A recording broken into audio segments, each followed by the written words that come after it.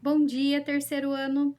Estamos aqui para mais uma aula de literatura, onde nós vamos trabalhar com as tendências da literatura contemporânea no teatro. Então, nós já vimos as tendências na poesia e as tendências na prosa nas aulas anteriores, e hoje nós vamos estudar um pouquinho sobre as tendências no teatro. Então, gente, o que é importante nós sabermos em relação a essas tendências quando nós falamos de teatro? Primeiro, com o fim da ditadura, né? Então, a parte da ditadura foi um momento assim bastante importante. Por quê? Porque as obras que eram produzidas no momento da ditadura, muitas delas não puderam ser representadas porque passaram pelo crivo da censura. Então, quando acabou a ditadura, os autores de peças teatrais, eles se viram mais livres para poder produzir as suas obras e não ter perigo de serem censurados e suas obras não poderem ser, não conseguirem ser passadas para o público. Então, esses grupos teatrais, eles começam a se organizar. Então, nós temos Asdrubal, que trouxe o trombone e o grupo Tapa. Então, nós temos esse grupo trombone e o grupo Tapa, que traziam em si alguns textos dramáticos de grande qualidade. Quando nós falamos em texto dramático, não vamos esquecer, né, pessoal, que estamos falando de teatro. Em 1990 também, a Companhia do Latão e os Sátiros fizeram montagens inovadoras, montagens que o teatro ainda não tinha visto, não tinha conhecimento. Então, gente, é muito importante pensarmos no teatro como um coletivo, né? O teatro ele não é feito apenas pelo autor da obra e pelos personagens, pelos atores no caso. Né? Ele precisa do quê? Ele precisa de um bom texto, um texto que chame a atenção do público, um texto que agrade o público, um cenário, né? Uma organização toda de roupa, de maquiagem, né? E de atores de grande qualidade para que eles possam dar vez e voz a essa obra, né, do autor. Então, é um conjunto de elementos, é um coletivo de elementos que precisam ser valorizados e trabalhados dentro das peças teatrais. Então, gente, nós temos aqui o grupo Vertigem, né, que nós podemos destacar o nome Antônio Araújo, que inovou nas encenações porque ele trouxe espaços inusitados. Que tipo de espaços ele trabalhou dentro da obra? Hospitais abandonados, prisão em ruínas, as margens do rio Tietê, né, trazendo toda aquela parte de um rio sujo, de um rio poluído, para mostrar para as pessoas uma realidade que ele queria mostrar naquela época. Então, gente, hoje em dia, a tendência, né, das produções de textos teatrais, elas tendem o quê? Ao cômico, que é o engraçado, ou à crítica social. Existem monólogos também e outros tipos de textos, mas que não são tão comuns. Os mais comuns são os cômicos e os de crítica social, que também trazem em si um foco em problemas sociais, problemas vivenciados pelas pessoas de um modo geral.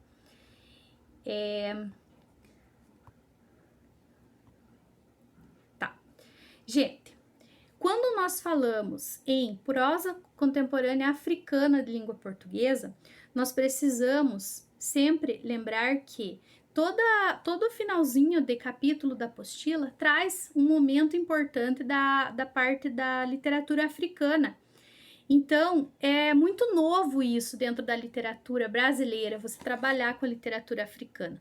Então, faz o que? Uns 4 anos mais ou menos que a apostila vem trazendo esses autores africanos, as obras africanas, para que vocês possam ter esse conhecimento. Inclusive, assim, quando eu fiz faculdade, nem se falava em literatura africana na minha primeira graduação. Na segunda, a gente já ouviu falar bastante sobre. Então, gente, tá ganhando bastante espaço. Por quê? Porque a literatura africana ela é muito próxima da brasileira pelo fato de que a África e Brasil, né, eles foram colonizados por portugueses, foram usados por portugueses, né, também. Então, eles têm pontos em comum, até na parte da literatura, na parte da arte. Então, gente, os países africanos, eles são marcados por guerras, por lutas para a independência e a busca pela paz social. E eles trazem consigo muitas marcas. E estas marcas, elas precisavam ser registradas em algum momento na literatura.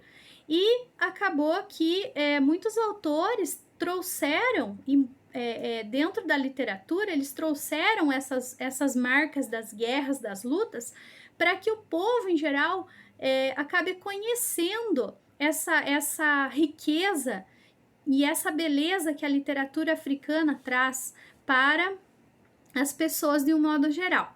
Então, gente, no período atual, vamos dizer hoje, o que acontece? Os temas que eles utilizam nos escritos deles, os africanos, eles trazem temáticas comuns, temáticas que servem para todos os lugares e também relacionados a povos, de modo geral. Trazendo o quê? A corrupção, a condição da mulher, os modos de vida das pessoas de um modo geral, as desigualdades sociais também. Então, são temas que são comuns em todos os lugares, né? Então, a maioria dos escritores, eles trazem esses temas para trazer uma visão geral da realidade. Como que essa realidade é vista?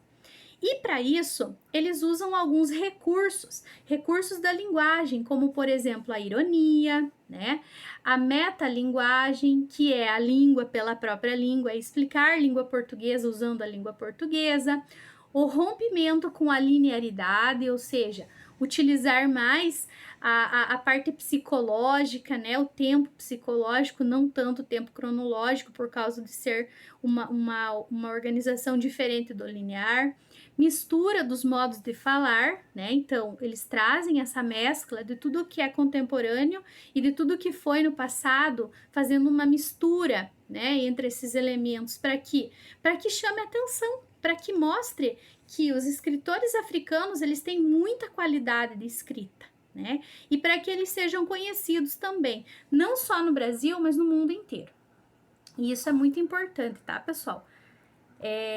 Assim, como que a gente pode ver essa organização da literatura dentro dos países africanos? É uma literatura mundializada. O que significa mundializada? Que serve para todos os lugares do mundo.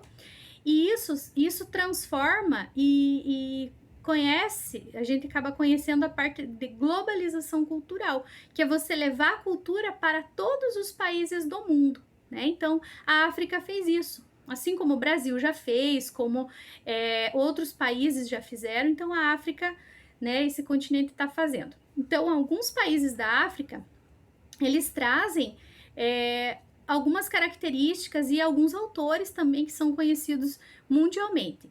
Então, lá em Angola, né, nós temos em Angola, deixa eu voltar aqui, quero pegar aqui o meu lapisinho, aqui. Em Angola, nós temos obras que trazem, gente, uma dimensão ficcional muito apurada, como nós temos aqui no Brasil, misturando passagens históricas, passagens que trazem o passado colonial e essas marcas que a África teve em relação a esse passado. Para isso, nós temos alguns autores, como Pepe Tela, José Eduardo Agualusa e Arnaldo Santos, que são bem conhecidos mundialmente. Em Moçambique, tá? Nós vamos ter quem? Uma vasta produção de qualidade. E essa vasta produção, ela traz temas importantes como, por exemplo, a denúncia das desigualdades sociais, das questões raciais e também um choque entre tudo que é considerado regional e universal. Então, por exemplo, quais são as características que a literatura universal propõe para um autor de língua portuguesa, né, no caso, porque eles também falam a língua portuguesa, mas que é da África, né? De que forma o regional e o universal se fundem? De que forma eles se unem? De que forma nós criamos esse paradoxo? E para isso, nós temos o Mia Couto, que é um dos mais importantes autores africanos que nós temos hoje. Ele traz uma qualidade literária totalmente distinta, uma qualidade literária que a gente por exemplo, se você for medir a qualidade literária ele se compara a alguns autores que nós temos hoje, por exemplo, né? Como José de Alencar, que é um autor mundialmente conhecido. Então, ele está caminhando para isso também, né? Então, gente, é importante nós conhecermos pelo menos um pouquinho sobre essa literatura tão rica e que tem raízes muito parecidas com a nossa, né? Com a raiz brasileira.